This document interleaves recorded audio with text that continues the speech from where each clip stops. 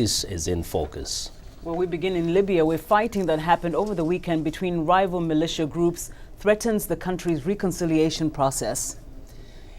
And while many Libyans are optimistic that their country will be able to move toward democracy with little retribution for those associated with atrocities of the former regime, others say they are not so sure. VOA'S Pessin has more. The private compound from which Muammar Gaddafi ruled Libya has been flattened. Youths play on what is left of some of his military vehicles. University students celebrate their newfound freedom. But there's serious work to do. The council that led the Libyan revolution gave way to an interim government, which is to lead the country to elections and a new constitution. Along the way, Libyans will have to decide how to deal with those who supported Gaddafi and those who allegedly committed atrocities in the name of the revolution. Libyan politician Hadi Chalouf of the Justice and Democracy Party hopes to be part of the country's future leadership.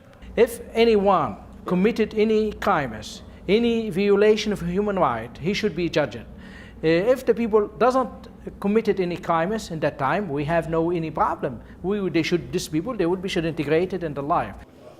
Rebel fighters also need to be reintegrated. These men are being honored because they handed in their weapons. Rebel fighter Tariq Hussein fought in some of the toughest battles in Misrata and in Gaddafi's hometown, Sirte. He's guarding government buildings now, and he thinks reconciliation is already well along the way. I hope God will grant us reconciliation. I think it's already at 70%, and I hope it will reach 100% soon.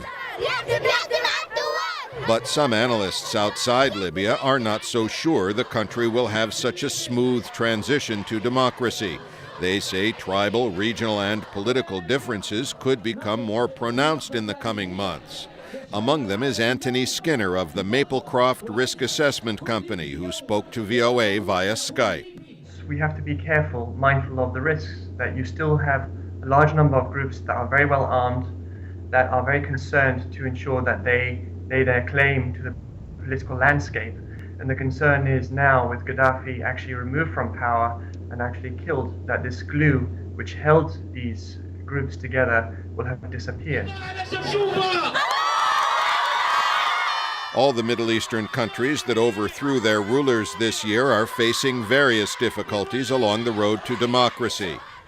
But for now, in Libya, with children playing on the relics of the old regime, most people are eager to put any differences aside, at least for the moment, and to hope that after decades of dictatorship and months of war, they can move forward together.